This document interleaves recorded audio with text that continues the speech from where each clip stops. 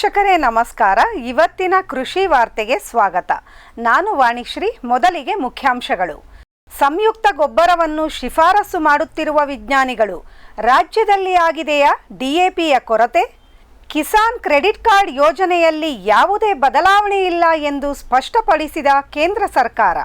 ಭಾರತದ ಸೇಬು ಬೆಳೆಗಾರರ ಬಾಳನ್ನು ಹುಳಿಯಾಗಿಸುತ್ತಿರುವ ವಿದೇಶಿ ಸೇಬು ಸಹಾಯಕ್ಕೆ ಬನ್ನಿ ಎಂದು ಕೇಂದ್ರಕ್ಕೆ ಕರೆ. ಕಚ್ಚಾ ಎಣ್ಣೆಯ ಆಮದು ಸುಂಕವನ್ನು ಕಡಿಮೆ ಮಾಡಿದ ಕೇಂದ್ರ ಸರ್ಕಾರ. 2025-26ರ ಮೊದಲೆರಡು ತಿಂಗಳಲ್ಲಿ 41.35 ಟನ್ ಹಣ್ಣು ಮತ್ತು ತರಕಾರಿಯನ್ನು ರಫ್ತು ಮಾಡಿದ ಒರಿಸ್ಸಾ. ನ್ಯಾನೋ ಗೊಬ್ಬರ ರೈತರ ನಡುವೆ ಅಷ್ಟೊಂದು ಪ್ರಚಲಿತಕ್ಕೆ ಬರುತ್ತಿಲ್ಲ.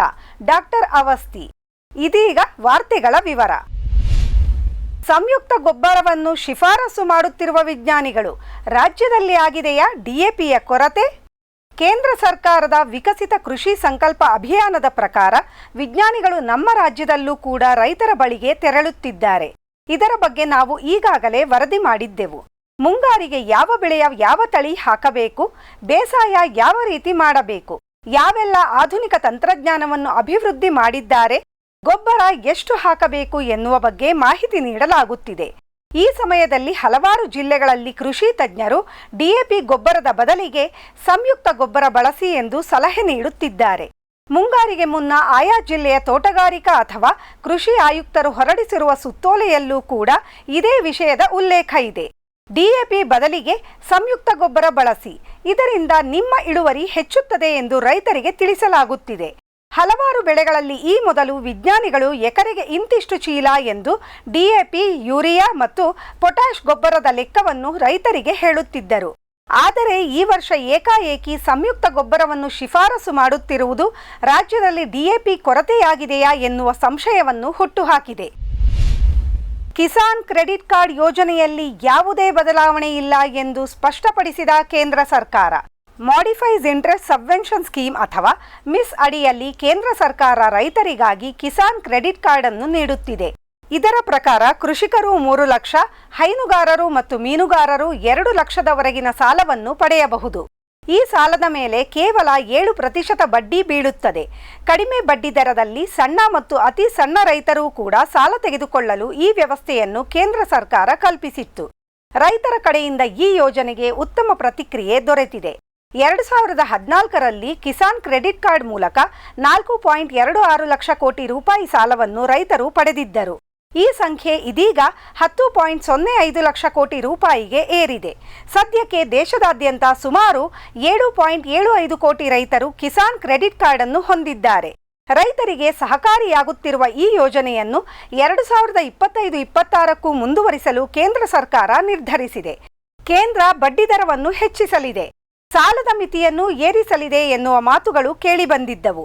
ಆದರೆ ಯಾವುದೇ ರೀತಿಯ ಬದಲಾವಣೆ ಕೂಡ ಇಲ್ಲ. ಮಿಸ್ ಎಂದಿನಂತೆ ಮುಂದುವರಿಯಲಿದೆ ಎಂದು ಕೇಂದ್ರ ಸರ್ಕಾರ ಸ್ಪಷ್ಟಪಡಿಸಿದೆ.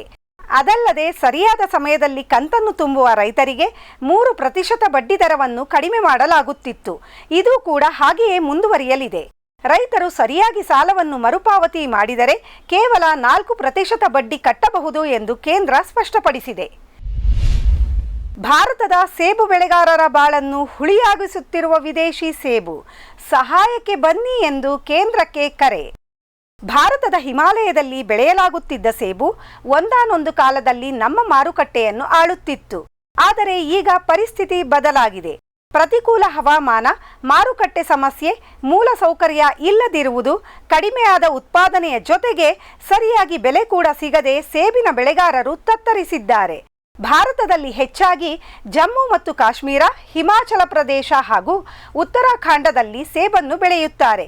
ಕಳೆದ 2 ವರ್ಷಗಳಿಂದ ರೈತರು ಬೆಳೆದ ಸೇಬಿಗೆ ಒಳ್ಳೆಯ ಬೆಲೆ ಸಿಗುತ್ತಿಲ್ಲ. ಕಾರಣ ಕಡಿಮೆ ಬೆಲೆಯಲ್ಲಿ ಆಕರ್ಷಕ ಪ್ಯಾಕೇಜಿಂಗ್ನಲ್ಲಿ ಬರುತ್ತಿರುವ ವಿದೇಶಿ ಸೇಬುಗಳು. ಭಾರತ 2023-24ರಲ್ಲಿ 25 ದೇಶಗಳಿಂದ ಸುಮಾರು 4,69,000 ಟನ್ ಸೇಬು ಹಣ್ಣನ್ನು ಆಮದು ಮಾಡಿಕೊಂಡಿತ್ತು. ನಮಗೆ ಅತಿ ಹೆಚ್ಚು ಸೇಬು ಕಳುಹಿಸುವುದು ಟರ್ಕಿ. ಅಲ್ಲಿ ಹೆಚ್ಚಿನ ಪ್ರದೇಶದಲ್ಲಿ ಸೇಬನ್ನು ಬೆಳೆಯುವುದರಿಂದ ಕಡಿಮೆ ಬೆಲೆಗೆ ಅವರು ನಮಗೆ ಮಾರುತ್ತಿದ್ದಾರೆ. ಆದರೆ ಅಷ್ಟು ಕಡಿಮೆ ಬೆಲೆಗೆ ಮಾರಿದರೆ ಭಾರತದ ರೈತರಿಗೆ ಅಸಲು ಕೂಡ ದಕ್ಕುವುದಿಲ್ಲ. ಈ ಕಾರಣದಿಂದ ಆಮದನ್ನು ನಿಷೇಧಿಸಿ ಇಲ್ಲವಾದರೆ ಆಮದು ಸುಂಕವನ್ನು ಹೆಚ್ಚಿಸಿ ಎಂದು ಸೇಬು ಬೆಳೆಗಾರರು ಸರ್ಕಾರವನ್ನು ಕೋರಿದ್ದಾರೆ. ಪಾಕಿಸ್ತಾನದ ಜೊತೆಗಿನ ಯುದ್ಧದ ಸಮಯದಲ್ಲಿ ಟರ್ಕಿ ನಮ್ಮ ವಿರುದ್ಧವಾಗಿ ನಡೆದುಕೊಂಡಿತ್ತು. ಅದಕ್ಕಾಗಿ ಅಲ್ಲಿಂದ ಬರುತ್ತಿರುವ ಎಲ್ಲ ವಸ್ತುಗಳನ್ನು ನಿಲ್ಲಿಸಿ ಎನ್ನುವ ಕೂಗು ಜಾಸ್ತಿಯಾಗಿದೆ. ಇದು ಸರಿಯಾದ ಸಮಯ. ಈ ಕೂಡಲೇ ಸೇಬು ಆಮದನ್ನು ನಿಲ್ಲಿಸಿ ನಮ್ಮ ರೈತರಿಗೆ ಸಹಾಯ ಮಾಡಿ ಎಂದು ಹಿಮಾಲಯನ್ ಆಪಲ್ ಗ್ರೋಯರ್ ಸೊಸೈಟಿನವರು ಕೇಂದ್ರಕ್ಕೆ ಪತ್ರ ಬರೆದಿದ್ದಾರೆ. ಗೋಧಿಯ ಉಗ್ರಾಣ ಮಿತಿಯನ್ನು ಮಾರ್ಚ್ 2026ರವರೆಗೆ ವಿಸ್ತರಿಸಿದ ಕೇಂದ್ರ ಸರ್ಕಾರ. ನಿರೀಕ್ಷೆಯಂತೆ ಈ ಬಾರಿ ದಾಖಲೆಯ ಮಟ್ಟದ ಗೋಧಿಯ ಉತ್ಪಾದನೆ ಆಗಿದೆ. ಭಾರತದಲ್ಲಿ ಒಟ್ಟಾರೆ 117.5 ಮಿಲಿಯನ್ ಟನ್ ಗೋಧಿಯ ಕೊಯ್ಲಾಗಿದೆ. ಈ ಬಾರಿ ಸಾಕಷ್ಟು ಗೋಧಿಯ ಕೊಯ್ಲಾಗಿರುವುದರಿಂದ ಕೇಂದ್ರ ಸರ್ಕಾರ ಉಗ್ರಾಣ ಮಿತಿಯನ್ನು ತೆಗೆದುಹಾಕಲಿದೆ, ಇಲ್ಲವೇ ಹೆಚ್ಚು ಮಾಡಲಿದೆ ಎನ್ನಲಾಗಿತ್ತು. ಆದರೆ ಕೇಂದ್ರ ಸರ್ಕಾರ ಮುಂಚೆ ಇದ್ದ ಮಿತಿಯನ್ನೇ ಮುಂದುವರಿಸಲು ನಿರ್ಧರಿಸಿದೆ. ವ್ಯಾಪಾರಿಗಳು ಹೆಚ್ಚಿನ ಗೋಧಿಯನ್ನು ಇಟ್ಟುಕೊಂಡು ಕೃತಕ ಅಭಾವ ಸೃಷ್ಟಿಸಿ ಬೆಲೆ ಹೆಚ್ಚು ಮಾಡಿರುವ ಅನೇಕ ನಿದರ್ಶನಗಳು ನಮ್ಮ ಮುಂದಿದೆ. ಅದಕ್ಕಾಗಿ ಈ ನಿರ್ಣಯವನ್ನು ತೆಗೆದುಕೊಂಡಿದ್ದೇವೆ ಎಂದು ಕೇಂದ್ರ ಸರ್ಕಾರದ ಅಧಿಕಾರಿಗಳು ತಿಳಿಸಿದ್ದಾರೆ. ಮೊದಲಿದ್ದ ನಿಯಮದಂತೆ ಸಗಟು ವ್ಯಾಪಾರಿಗಳು 3,000 ಟನ್ ಗೋಧಿಯನ್ನು ಶೇಖರಿಸಿ ಇಟ್ಟುಕೊಳ್ಳಬಹುದು. ಚಿಲ್ಲರೆ ವ್ಯಾಪಾರಿಗಳ ಒಂದು ಮಳಿಗೆಗೆ 10 ಟನ್ ಮಿತಿಯನ್ನು ನೀಡಲಾಗಿದೆ. ಇದೀಗ ಒಂದು ವಾಣಿಜ್ಯ ವಿರಾಮ. ಸಮೃದ್ಧ ಸಾವಯವ ಗೊಬ್ಬರ, ಎಂಎಸ್ಜಿಪಿ ಮತ್ತು ಕೆಸಿಡಿಸಿ ಉತ್ಪಾದನೆ, ಫಾರ್ಮ್ ಟಿವಿಯಿಂದ ಸರಬರಾಜು. ಅತಿ ಕಡಿಮೆ ಬೆಲೆಗೆ ಅತ್ಯುತ್ತಮ ಗೊಬ್ಬರ. ಇಲ್ಲ ಭಾರಲೋಹ, ಕೃಷಿ ವಿಶ್ವವಿದ್ಯಾಲಯದಿಂದ ಪರೀಕ್ಷಿತ ಸಾವಯವ ಇಂಗಾಲ, ಎನ್ಪಿಕೆ, ಪಿಎಚ್, ಇಸಿ ಎಲ್ಲ ನಿಗದಿತ ಮಿತಿಯಲ್ಲಿ. ಅಡಿಕೆ, ತೆಂಗು, ಬಾಳೆ, ಕಾಫಿ, ದಾಳಿಂಬೆ, ದ್ರಾಕ್ಷಿ, ಕಬ್ಬು, ಭತ್ತ, ಜೋಳ, ಹತ್ತಿ ಹೀಗೆ ಎಲ್ಲಾ ಬೆಳೆಗಳಿಗೂ ಪ್ರಶಸ್ತ. ಜೀವಂತ ಮಣ್ಣು, ಸಮೃದ್ಧ ಬೆಳೆ. ಅತ್ಯಧಿಕ ಲಾಭಕ್ಕೆ ಬಳಸಿ ಸಿಟಿ ಕಾಂಪೋಸ್ಟ್. ಬ್ಯಾರಿಕ್ ಸೆಂಟರ್ ಫೆರ್ಮೋನ್ ಟ್ರಾಪ್ಸ್ನೊಂದಿಗೆ ರೇನೋಸಾರಸ್ ದುಂಬಿ ಮತ್ತು ಕೆಂಪು ಮೂತಿ ಹುಳುಗಳಿಂದ ತೆಂಗು, ತಾಳೆ, ಅಡಿಕೆ ಮರಗಳ ಸಂರಕ್ಷಣೆ. ತರಕಾರಿ ಮತ್ತು ಹಣ್ಣಿನ ಬೆಳೆಗಳಲ್ಲಿ ಹಣ್ಣಿನ ನೊಣಗಳ ನಿಯಂತ್ರಣಕ್ಕೆ ಬ್ಯಾರಿಕ್ ಸ್ಕ್ಯಾಚ್ ಫ್ರೂಟ್ ಫ್ಲೈ ಹಾಗೂ ವೆಜಿಟೇಬಲ್ ಫ್ಲೈ ಟ್ರ್ಯಾಪ್. ರಸ ಹೀರುವ ಕೀಟಗಳನ್ನು ಹಿಡಿಯಲು ಬಣ್ಣದ ಕ್ರೋಮ್ಯಾಟಿಕ್ ಸ್ಟಿಕ್ಕಿ ಟ್ರ್ಯಾಪ್ಸ್. ಪೇಟೆಂಟ್ ಹೊಂದಿದ ತಂತ್ರಜ್ಞಾನ, ದೀರ್ಘಕಾಲದವರೆಗೂ ಬಾಳಿಕೆ. ಕೀಟನಾಶಕಗಳಿಗೆ ಪರ್ಯಾಯ, ಪರಿಸರಕ್ಕೆ ಪೂರಕ. ಸುಸ್ಥಿರ ಸಾವಯವ ಕೃಷಿಗಾಗಿ ಬ್ಯಾರಿಕ್ಸ್.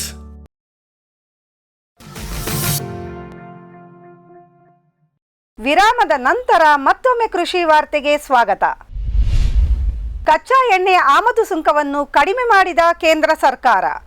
ಸಾಮಾನ್ಯವಾಗಿ ಸಂಸ್ಕರಿಸದ ಮತ್ತು ಸಂಸ್ಕರಿಸಿದ ಎಣ್ಣೆಯ ಆಮದು ಸುಂಕದಲ್ಲಿ 16% ವ್ಯತ್ಯಾಸ ಇರಬೇಕು ಎಂದು ಹೇಳಲಾಗುತ್ತದೆ. ಅದಕ್ಕಿಂತ ಕಡಿಮೆ ಇದ್ದರೆ ವ್ಯಾಪಾರಿಗಳು ನೇರವಾಗಿ ಸಂಸ್ಕರಿಸಿದ ಅಡುಗೆ ಎಣ್ಣೆಗಳನ್ನು ತಂದು ಮಾರುತ್ತಾರೆ. ಇದರಿಂದ ಭಾರತದ ಸಂಸ್ಕರಣೆದಾರರು ನಷ್ಟ ಅನುಭವಿಸುತ್ತಾರೆ. ಈ ಮೊದಲು ಸೂರ್ಯಕಾಂತಿ, ಶೇಂಗಾ ಮತ್ತು ತಾಳೆಯ ಕಚ್ಚಾ ಎಣ್ಣೆಗಳ ಆಮದು ಸುಂಕ 27.5% ಇತ್ತು. ಅದೇ ರೀತಿ ಸಂಸ್ಕರಿಸಿದ ಅಡುಗೆ ತೈಲದ ಆಮದು ಶುಲ್ಕ 35% ಇತ್ತು. ಇವೆರಡರ ವ್ಯತ್ಯಾಸ ಕೇವಲ 8% ಆಗಿತ್ತು. ಆ ಸಮಯದಲ್ಲಿ ವಿದೇಶದಿಂದ ಕಚ್ಚಾ ತೈಲ ತರಿಸಿ ಇಲ್ಲಿ ಸಂಸ್ಕರಿಸಿ ಮಾರುವುದಕ್ಕಿಂತ ನೇರವಾಗಿ ಸಂಸ್ಕರಿಸಿದ ಎಣ್ಣೆಯನ್ನು ತರುವುದು ಲಾಭದಾಯಕವಾಗಿ ತೋರುತ್ತಿತ್ತು. ಬಹಳಷ್ಟು ವ್ಯಾಪಾರಿಗಳು ಅದೇ ರೀತಿ ಮಾಡುತ್ತಿದ್ದರೂ ಕೂಡ ಇದರಿಂದ ನಮಗೆ ತೊಂದರೆ ಆಗುತ್ತಿದೆ. ಸರ್ಕಾರ ಕಚ್ಚಾ ಎಣ್ಣೆಯ ಆಮದು ಸುಂಕವನ್ನು ಕಡಿಮೆ ಮಾಡಬೇಕು ಎಂದು ಸಂಸ್ಕರಣೆದಾರರು ಕೋರಿಕೊಂಡಿದ್ದರು. ಇವರ ಅಳಲನ್ನು ಆಲಿಸಿ ಕೇಂದ್ರ ಸರ್ಕಾರ ಇದೀಗ ಕಚ್ಚಾ ಅಡುಗೆ ಎಣ್ಣೆಯ ಆಮದು ಸುಂಕವನ್ನು 16.5%ಕ್ಕೆ ಇಳಿಸಿದೆ. ಇದರಿಂದ ಒಟ್ಟಾರೆ ಕಚ್ಚಾ ಮತ್ತು ಸಂಸ್ಕರಿಸಿದ ಎಣ್ಣೆಯ ನಡುವಿನ ವ್ಯತ್ಯಾಸ 19%ದಷ್ಟಾಗಿದೆ. ಈಗ ವಿದೇಶದಿಂದ ಕಚ್ಚಾ ಎಣ್ಣೆ ಹೆಚ್ಚಾಗಿ ಬರಲಿದೆ ಎನ್ನಲಾಗಿದೆ. 2025-26ರ ಮೊದಲೆರಡು ತಿಂಗಳಲ್ಲಿ 41.35 ಟನ್ ಹಣ್ಣು ಮತ್ತು ತರಕಾರಿಯನ್ನು ರಫ್ತು ಮಾಡಿದ ಒರಿಸ್ಸಾ. 2025-26ರ ಮೊದಲ 2 ತಿಂಗಳು ಅಂದರೆ ಈ ಮಾರ್ಚ್ ಮತ್ತು ಏಪ್ರಿಲ್ನಲ್ಲಿ ಒಟ್ಟಾರೆ 71.35 ಟನ್ನಷ್ಟು ಹಣ್ಣು ಮತ್ತು ತರಕಾರಿಯನ್ನು ಒರಿಸ್ಸಾ ರಫ್ತು ಮಾಡಿದೆ. ರಾಜ್ಯ ಸರ್ಕಾರ ಅಪೇಡಾ ಮತ್ತು ನಬಾರ್ಡ್ ಜೊತೆಗೂಡಿ Dubai, London, Birmingham, Rome, Venice, Dublin, France ಮತ್ತು ಬೆಲ್ಜಿಯಂನಲ್ಲಿ ರಾಜ್ಯದ ಹಣ್ಣು ಮತ್ತು ತರಕಾರಿಗೆ ಮಾರುಕಟ್ಟೆ ಹುಡುಕಿಕೊಟ್ಟಿದ್ದಾರೆ. ರಫ್ತಾದ ಎಲ್ಲವುಗಳಲ್ಲಿ ಆಮ್ರಪಲ್ಲಿ ಮತ್ತು ದಶೇರಿ ಮಾವುಗಳದ್ದೇ ಸಿಂಹಪಾಲು. ಒಟ್ಟಾರೆ 30.53 ಟನ್ ಈ 2 ತಳಿಯ ಹಣ್ಣುಗಳನ್ನು ಕಳುಹಿಸಲಾಗಿದೆ. 6.7 ಟನ್ ಮಾವುಗಳನ್ನು ಪುನಃ ಈ ವಾರ ಫ್ರಾನ್ಸ್ ಮತ್ತು ಬೆಲ್ಜಿಯಂಗೆ ಕಳುಹಿಸಲಾಗಿದೆ. Golden agro farmer producer company limited ಫ್ರಾನ್ಸ್ಗೆ ಕಳುಹಿಸಿದರೆ, ಸಪ್ತಸಾಜ್ಯ ರೈತ ಉತ್ಪಾದಕ ಕಂಪನಿ ಬೆಲ್ಜಿಯಂಗೆ ಮಾವಿನ ಹಣ್ಣನ್ನು ರಫ್ತು ಮಾಡಿದೆ. ಇದು ಆರಂಭ ಮಾತ್ರ. ಮುಂದಿನ ದಿನಗಳಲ್ಲಿ ರೈತರೇ ಇನ್ನೂ ಹೆಚ್ಚಿನ ಉತ್ಪನ್ನಗಳನ್ನು ಹೆಚ್ಚು ದೇಶಗಳಿಗೆ ರಫ್ತು ಮಾಡುವ ಹಾಗೆ ಮಾಡುತ್ತೇವೆ ಎಂದು ಅಲ್ಲಿನ ಸರ್ಕಾರ ಹೇಳಿದೆ. ನ್ಯಾನೋ ಗೊಬ್ಬರ ರೈತರ ನಡುವೆ ಅಷ್ಟೊಂದು ಪ್ರಚಲಿತಕ್ಕೆ ಬರುತ್ತಿಲ್ಲ. ಡಾಕ್ಟರ್ ಅವಸ್ಥಿ. ಇಫ್ಕೋ 2021ರಲ್ಲಿ ನ್ಯಾನೋ ಯೂರಿಯಾ ಗೊಬ್ಬರವನ್ನು ಪರಿಚಯಿಸಿತ್ತು. ಅದಾದ ನಂತರ ನ್ಯಾನೋ DAPಯನ್ನು ಕೂಡ ಪ್ರಚಲಿತಕ್ಕೆ ತರಲಾಯಿತು. ಆದರೆ ಇವು ರೈತರ ನಡುವೆ ಅಷ್ಟಾಗಿ ಪ್ರಚಲಿತಕ್ಕೆ ಬರುತ್ತಿಲ್ಲ. ನಾವು ಇನ್ನಷ್ಟು ಇದರ ಬಗ್ಗೆ ರೈತರಿಗೆ ಜಾಗೃತಿ ಮೂಡಿಸುವ ಅಗತ್ಯವಿದೆ ಎಂದು ಇಫ್ಕೋದ ಅಧ್ಯಕ್ಷ ಡಾಕ್ಟರ್ ಅವಸ್ಥಿ ಅವರು ಅಭಿಪ್ರಾಯಪಟ್ಟಿದ್ದಾರೆ. 2023-24ರಲ್ಲಿ ಇಫ್ಕೋ 24.89 ಮಿಲಿಯನ್ ನ್ಯಾನೋ ಗೊಬ್ಬರದ ಬಾಟಲಿಗಳನ್ನು ಮಾರಿತ್ತು. 2024-25ರಲ್ಲಿ ಈ ಸಂಖ್ಯೆ 36.5 ಮಿಲಿಯನ್ಗೆ ತಲುಪಿದೆ. ಇದರಲ್ಲಿ ಸಿಂಹಪಾಲು ನ್ಯಾನೋ ಯೂರಿಯದ್ದಾಗಿತ್ತು. ಬಳಕೆ ಹೆಚ್ಚಾಗುತ್ತಿದೆಯಾದರೂ ಅಂದುಕೊಂಡಷ್ಟು ಅಲ್ಲ. ಒಟ್ಟಾರೆ ಯೂರಿಯಾ ಮಾರುಕಟ್ಟೆಯಲ್ಲಿ ನ್ಯಾನೋ ಯೂರಿಯಾ ಕೇವಲ 3.36% ಜಾಗವನ್ನು ಆವರಿಸಿದೆ. 100 ಜನ DAP ತೆಗೆದುಕೊಂಡರೆ ಅದರಲ್ಲಿ ಕೇವಲ 5 ಜನ ರೈತರು ಮಾತ್ರ ನ್ಯಾನೋ ಬಾಟಲಿಯನ್ನು ಕೊಳ್ಳುತ್ತಿದ್ದಾರೆ. ಇದು ಇನ್ನಷ್ಟು ಹೆಚ್ಚುವ ಅಗತ್ಯ ಇದೆ ಎಂದು ಡಾಕ್ಟರ್ ಅವಸ್ಥಿ ಅವರು ಅಭಿಪ್ರಾಯಪಟ್ಟರು. ನ್ಯಾನೋ ಗೊಬ್ಬರಗಳ ಪರಿಸ್ಥಿತಿ ಹೇಗೆ ಇದ್ದರೂ ಇಫ್ಕೋ ಮಾತ್ರ ಉತ್ತಮ ಲಾಭ ಗಳಿಸುವತ್ತ ಸಾಗುತ್ತಿದೆ. 2024-25ರಲ್ಲಿ ಒಟ್ಟಾರೆ 41,224 ಕೋಟಿ ರೂಪಾಯಿಯ ವಹಿವಾಟನ್ನು ಅದು ನಡೆಸಿದೆ. ಈ ಸಮಯದಲ್ಲಿ ಇಫ್ಕೋ 2,823 ಕೋಟಿ ರೂಪಾಯಿಯ ನಿವ್ವಳ ಲಾಭವನ್ನು ಮಾಡಿದೆ. ಇವಿಷ್ಟು ಇವತ್ತಿನ ಕೃಷಿ ವಾರ್ತೆ. ಕೃಷಿಯ ನಿರಂತರ ಕಾರ್ಯಕ್ರಮಗಳಿಗಾಗಿ ವೀಕ್ಷಿಸಿ ನಮ್ಮ ಫಾರಂ ಟಿವಿ. ನಮಸ್ಕಾರ.